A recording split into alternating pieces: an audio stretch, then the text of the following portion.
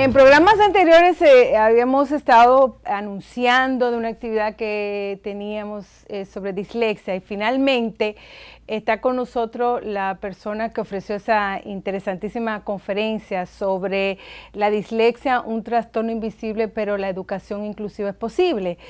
Y lo trajimos al programa para que él nos hable un poquito del tema de dislexia y de explicarle a todos ustedes de qué se trata, porque de repente es una palabra que no se escucha mucho y uno dice, bueno, ¿y de qué se trata? Bueno, le vamos a explicar. Iñaki, bienvenido, ¿cómo estás? Muchas gracias. Cuéntame cómo lo has pasado aquí en Santo Domingo. Pues la verdad es que estoy encantado, ¿verdad? Me he sentido en casa y la verdad, ojalá el avión fuera más rápido, para que pudierais venir más veces. Más frecuentemente. Okay. Bueno, y además con Iñaki tenemos a Heidi Vilches, que es una gran amiga, y Heidi, bueno, ha hecho yo diría una hazaña, porque tiene la experiencia de tener una hija con dislexia, tuvo que llevarla a México para que fuera capacitada porque tenía dificultades en su aprendizaje. Entonces, viendo las dificultades que ella propia ha tenido, pues ha decidido hacer una asociación y de eso le vamos a estar hablando en los dos siguientes segmentos del programa. Iñaki, ¿qué es dislexia? Explícame, ¿cuál es la situación de esta condición? Pues para que la gente lo entienda bien, la dislexia es un trastorno, que no es una enfermedad, porque lógicamente las enfermedades se podrían, entre comillas, curar. Curar, claro. Pero el trastorno es un trastorno de origen neurobiológico que afecta a la lectura y la escritura. Entonces, lógicamente, un disléxico, igual que yo siempre comparo, el ciego, pues lógicamente no ve, pero tiene el tacto desarrollado y el braille es su metodología, el disléxico tiene la lectura y la escritura alterada, pero no lo audiovisual, que sería un poco su método. Por eso fracasan tanto estos niños, porque lógicamente la enseñanza de toda la vida ha sido libro y papel, ¿no?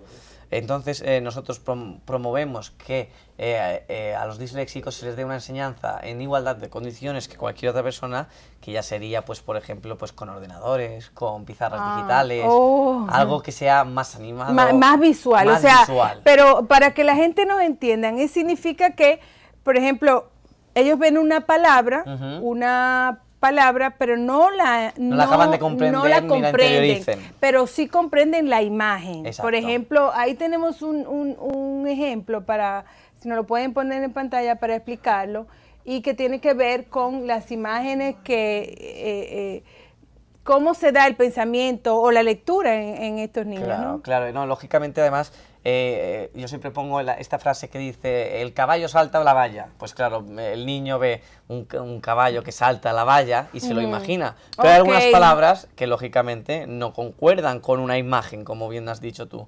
Entonces, lógicamente nosotros intentamos que ese aprendizaje audiovisual, multisensorial, ¿no? Lo que hablábamos de la educación inclusiva, de que no estén apartados, que no se les excluya socialmente, es un poco nuestros principales objetivos. Aparte de dar a conocer la propia dislexia, que como bien has dicho, hasta, no se conoce lo suficiente o es una cosa muy desconocida. Y los porcentajes nos hablan de números muy altos, no estamos hablando de un 15% de la población y de casi 4 de cada 6 fracasos escolares. Entonces, claro, si la dislexia no se detecta a tiempo, es cuando vienen los problemas, porque una dislexia detectada a tiempo, pues se puede, entre comillas, no te diré arreglar, pero sí corregir, trabajar, crear unas estrategias. El que no, pues tiene un 90% de posibilidades de que tenga trastornos asociados, como el del sueño, el de la conducta, una anorexia, una bulimia, problemas incluso con la drogodependencia, porque como no destacan por lo bueno, que sería lo que haría cualquier otra persona en la clase, pues a lo mejor destacan por lo malo, por algo tendrían que destacar, por eso también son excluidos y marginados en la clase, víctimas fáciles de bullying, porque lógicamente, eso te iba a decir, claro, en la clase sí es que es el tonto, es el que no lee, es el que lee mal, pues todo eso va engordando y hace que el niño esté peor. Por eso es importantísimo la detención precoz y que se entienda, que lo entienda la familia y que lo entienda también el colegio. Pero ¿cómo hacer esa detección precoz? ¿Quién tendría que hacerlo? ¿Serían los papás? ¿Sería en la escuela? ¿O cómo? Porque de repente cuando uno ve que un niño comienza a escribir, por ejemplo, la P y la pone invertida y invierte alguna de las palabras, uno de una vez piensa que puede ser eso, pero no necesariamente. No necesariamente, le has dado al clavo porque no es que sea el falso mito, sino que la ve por la D es uno de los síntomas que podría tener un disléxico, y luego que no hay dos disléxicos iguales. Normalmente no, o sea, uno puede tener unos síntomas más graves y otros síntomas más leves, o sea, no tiene por qué tenerlos todos, ni tener dos disléxicos los mismos síntomas.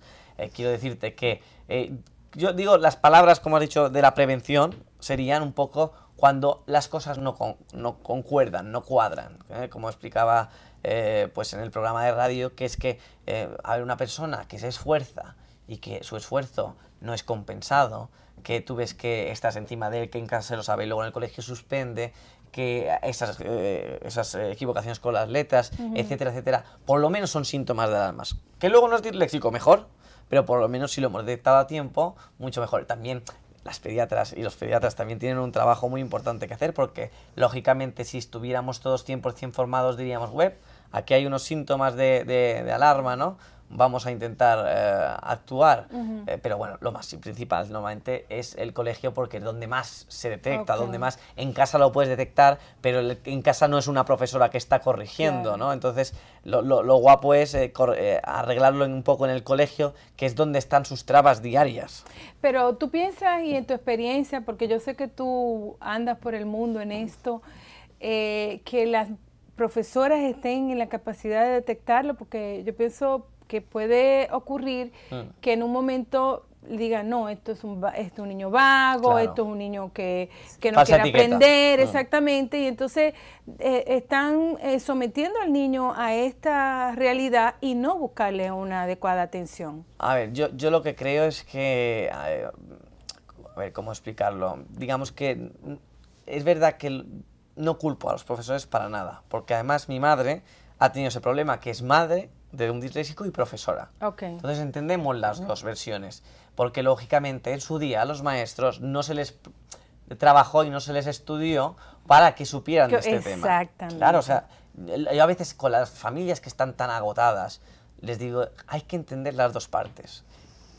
El profesor va a entender a la familia de que una madre lo que quiere es lo mejor para su niño, que es normal que esté agotado, pero también hemos de entender que el profesor no fue formado, no sabe cómo actuar. Ahora bien, si yo o la organización le prestamos las herramientas adecuadas, le decimos cómo tienen que hacer, hemos sacado el primer protocolo de detección y actuación en dislexia, que se llama ProDislex, se puede descargar gratuitamente en internet, que ciclo por ciclo está diciendo cómo detectar y cómo actuar en toda la materia. Si una vez con esto no se ponen las pilas, ahí es cuando yo sí que me enfado, porque lógicamente ya se le está dando la herramienta. Yo a veces pienso que soy disléxica, porque dicen también que los disléxicos tienen problemas de lateralidad, que yo no sé dónde queda la izquierda ni la derecha, y entonces soy bien desubicada y perdida, y de repente puedo cambiar un número por otro. Sí, pues esto es típico de los disléxicos. ¿Sí? ¿Soy? ¿Hay disléxico adulto no diagnosticado? Muchísimos. No me diga, ¿es verdad?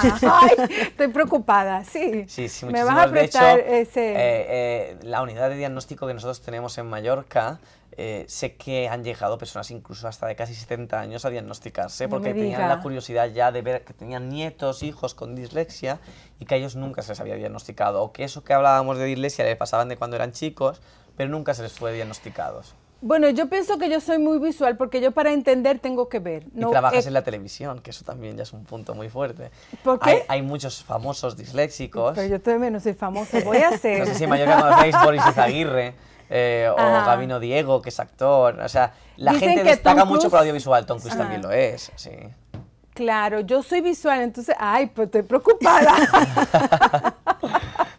Tendremos que traer las pruebas aquí. Sí, de verdad, porque hay muchas cosas que yo si no las veo, no las entiendo. Si tú me explicas, si tú me lo explicas, pero no es el caso, el tema no es mío. Continuamos. Bueno, está bien saberlo. Más o menos, ¿como a qué edad se detecta? A ver, la edad ideal... Debería, la edad ideal sería 7-8 años, que es cuando realmente saltan los síntomas de alarmas estos que hemos comentado, que se ven potentemente, digamos. Pero, por ejemplo, en España, hasta que no ha estado la situación un poco, entre comillas, arreglada, en normalidad, sí que nos han llegado ya los casos muy tarde.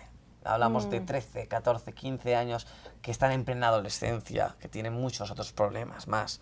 Claro, en plena adolescencia un disléxico pues es como la dislexia en un segundo plano, ¿no?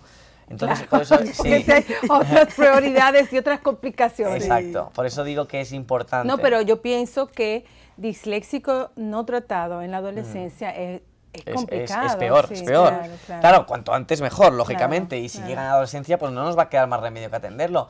Pero hay que intentar, habría que intentar, ¿no?, que se detectaran a tiempo en esa edad. Y luego, lógicamente, un diagnóstico como diagnóstico no se debería hacer, digamos, cuando tienen 3, 4, 5 años, porque es muy temprano. Muy temprano, ok. Pero sí que esa labor de prevención, como comentábamos, porque si en infantil, terapia de infantil, que ya empiezan a jugar con algunas letras, con algunas cosillas, si hay, podemos detectar, pues simplemente reseñarlo. A lo mejor cuando tenga 7 años, si ya saben que a lo mejor hay ahí algo, se puede hacer diagnóstico. Que no lo es, nunca habremos perdido nada de tiempo. Que lo es, habremos actuado con tiempo. Y yo creo que una estrategia, como decías tú bien, en los 7, 8 años, bien hecha, una adaptación no significativa en el colegio, ¿no? Que es, nosotros defendemos eso, que haya una adaptación no significativa para que los niños estén en igualdad de oportunidades y condiciones que el resto. Porque yo entiendo, y lo comentaba también en el programa de radio, que, a veces, que como no se ve, ¿no? O sea, a un profesor no se le va a ocurrir humillar a un ciego o a un manco nunca, porque claro. lógicamente, no puede hacer gimnasia, no puede ver la pizarra, pero como a nosotros no se nos ve, se nos da mucho machaque, se nos da mucha fuerza, y esto frustra más al niño. Claro, claro. Entonces, primero de todo, no frustrarle, porque si además tiene la autoestima alta y está convencido que lo que hace lo hace bien y tal, todo rueda mejor. Pero las adaptaciones no significativas no requieren un recurso económico por parte del gobierno, por parte de la familia, porque, por ejemplo, lo que hablábamos, dejarles más tiempo para estudiar, más tiempo para los exámenes. Pero entonces, discúlpame, ¿no hay una técnica? Porque si ellos tienen esa dificultad, ¿cómo ellos se van a superar? ¿No habría que reeducarlo, hacer un tratamiento lógicamente específico? existe la reeducación, ¿no? Okay. Existe la reeducación y el trabajo lo hacen los psicólogos profesionales de este tema y tal. Pero si vamos a lo básico, o a una persona que incluso no se puede permitir a lo mejor un buen profesional para hacer la reeducación, si vamos a lo básico, volvemos al tema audiovisual, que es también reeducativo, porque lógicamente entra su información por donde ellos sí que la dominan, ¿no? Pero también hablamos del día a día del colegio, como por ejemplo, pues eso, darles más tiempo para acabar los exámenes, porque es que a veces ni lo utilizan, pero si tienen la presión, es lo que me comentaba la presentadora de la radio, que decía, es que yo hago un examen y 15 minutos ya estoy out porque estoy pensando a ver qué voy a contestar y no sé qué tal. Si tú le dices, tienes 1 hora y media, 2, o tómate lo que quieras, a lo mejor ni lo utilizan, pero no tienen la presión de ponerse nerviosos. Lógicamente no puedes decir, mira, ha suspendido castellano porque tiene faltas de ortografía. Hombre, es que a ver, un disléxico va a hacer faltas de ortografía. Es como decirle, el cojo me ha hecho mal los saltos de gimnasia, ¿me entiendes? Es que es así. Claro, entonces, estas pinceladas, que para nosotros son chorradas, para un disléxico no. Pues si no se va a saber las tablas de multiplicar, al final, cuando yo llegue a mi casa, no voy a hacer 2 por 2, 4 en la calculadora y no me va a estar mi madre diciendo si puedo usar la calculadora o no. Nos hemos reído después con lo del tema del carnet, lo de la derecha-izquierda, en que se va a sacar el carnet de conducir. Si le dicen, tire usted para la derecha, tire usted para la izquierda y no sabe ni dónde está la derecha e izquierda, suspendido. Del lado del pan y del lado del queso. Es que es verdad, o sea, eso es una tontería si lo piensas, porque al fin y al cabo, seguro que ni a ti ni a mí nos están presionando nadie detrás en el coche para ir llevar a casa. Y si nos equivocamos, volvemos atrás y volvemos a casa. Claro, claro. Entonces, estas tonterías que al final no se van a usar en el día a día, hay que priorizar que el niño esté bien, que el niño sea feliz, que tenga amigos, y no tanto ser tan... que saque 10, que saque 9, ¿no? Pero bueno... ¿Es un mito de que son los niños disléxicos más inteligentes? Yo no, ¿O es una realidad? No creo que es un mito, es una realidad. Es una realidad, pero no porque... Yo creo que además se crean esas estrategias, ¿no? O sea... a nivel de media, los disléxicos, la media está por encima de la media del coeficiente intelectual normal.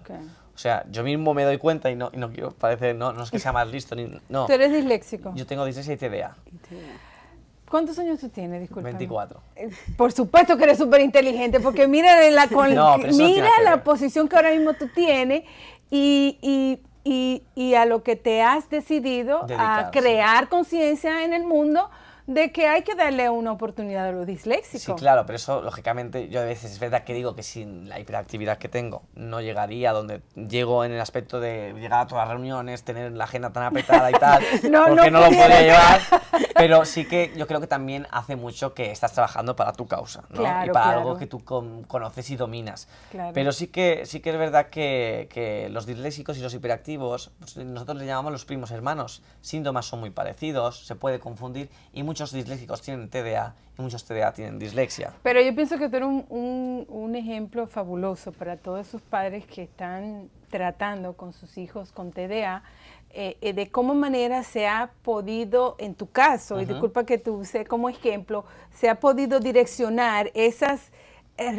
condición para yo lo he canalizado en ese trabajo. Claro. Pero que también quiero decir que, claro, cuando yo estaba estudiando... Era complicado. Era complicado. Claro. A los 17 años decidí dejar la escuela, bueno, acabé el bachillerato, o sea, Sí. hasta el bachillerato, pero lo decidí dejar porque pensé que ayudar a mi madre en este tema iba a ser mucho mejor. Y de hecho hoy le decía al que fue vicepresidente, ¿no? A Jaime David. Jaime David, le decía, yo creo que estando hoy aquí aprendo mucho más que estando en el colegio. Ya, claro. Y él vino por 48 horas y ha visto a medio mundo.